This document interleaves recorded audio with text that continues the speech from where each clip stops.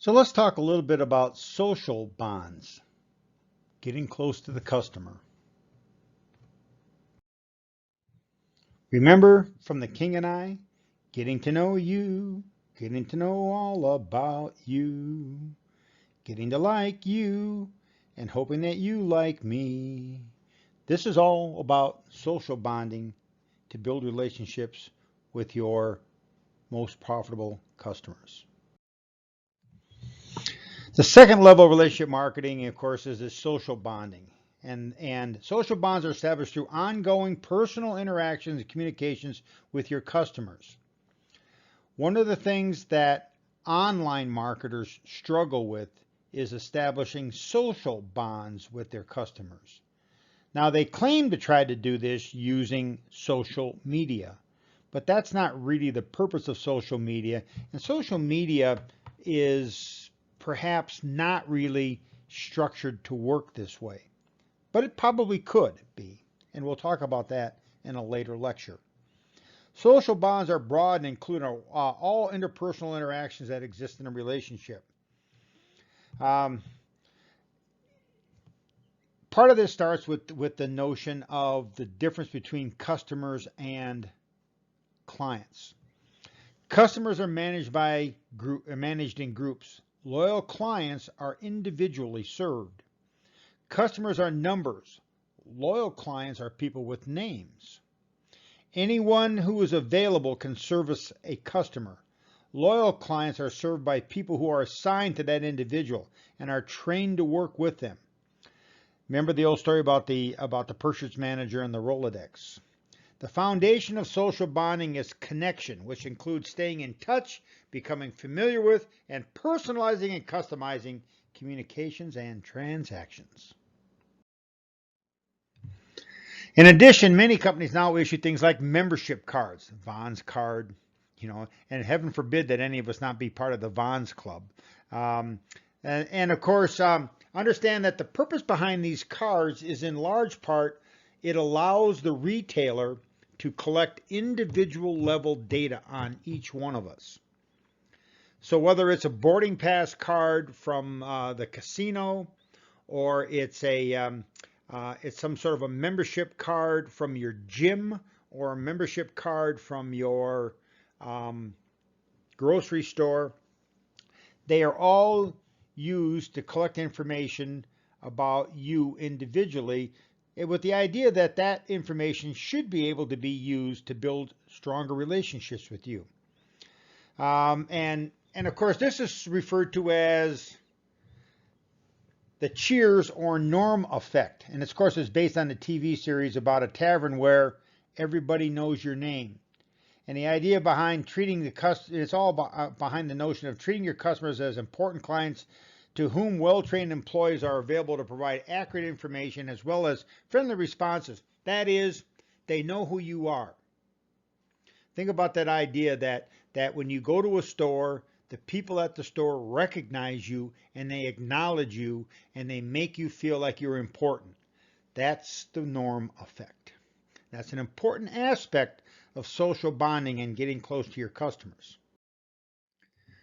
All right, some social bonding activities. All right, well, develop individual account managers. Of course, if you have enough, and of course, sometimes this is more possible than in other situations.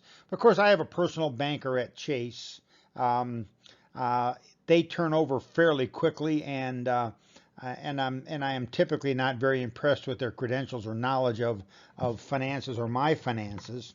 But it is the idea that I have someone who I'm supposed to be able to call whenever I have a question or an issue that needs to be answered about my banking. The neat thing about this is that not only do you as a customer have a name, but so does the employee that is servicing you. For example, my auto mechanic is Tracy. My lawyer is Louie. We refer to him as Loophole Louie. My banker is Bob, and my rock guy is Dave, and my barber is Eloy, and the list goes on and on and on, right? You build relationship with individuals that are part of the organization That strengthens the overall relationship. Second, frequent communications. To build strong social bonds, you need to communicate with your customers on a relatively frequent basis. You can communicate with them too often or too seldom. But every interaction is an opportunity to improve your relationship. But those communications need to be relevant communications, not just email blasts. You need to provide your customers with information and gather information from them. Think about two-way communications to learn more about your customers and get closer to them. You always try to think about using the most interactive methods of communication. Of course, face-to-face interactions are the most social, followed by personal telephone calls. Email is one of the least social forms of communications, but even a personal written surface-mailed communication is more personal. Email has a place and purpose, but don't think that should be your primary way of communicating if you're trying to build strong social bonds. Think about customization in communication. Personalized and customized individual communications make your customer feel important. Customized messages means that different people get different messages. And personalized communications means that we refer to a person by their name. So it says, Dear Jack, not our valued guest or current resident. Learn about your customers. Take time to learn about their needs, their preferences, the criteria for making the decisions. Get close to them. Find out what really matters to them. Price, quality, delivery, whatever it might be. Think about Amazon and how Amazon over the years realized that one of the problems with working with an online company was that it took a long time to get something that you ordered. Well, Bezos and the people at Amazon realized how important that was for customers, and of course they came up then with Amazon Prime as their solution to that problem. And they are now one of the preeminent deliverers of packages in every city in the country. Show your appreciation. Show that you care. Every time that Norm would walk into the Cheers Tavern, everybody would yell, Norm! And of course, he certainly was one of their best customers. They let them know how much they appreciated his business and his company at the tavern. He was part of the tavern. It's easy and often inexpensive to show your appreciation to loyal customers. Thank your customers. And of course, think about those soft benefits that we talked about before. Soft benefits are those benefits that cost the firm little, but are valued by the customer and makes them feel special. They might be such things as VIP entrances or lines, special parking spots, early bird sales opportunities, and all kinds of other things. Of course, save your best thank yous for your best customers. While all customers should be thanked, your best customers should be thanked even better. It's part of making them feel special. Resolve complaints quickly and fairly. Remember, the research shows that customers who register a complaint will do business again with the company if the complaint was resolved quickly and fairly. Make sure that that is a hallmark of what you do.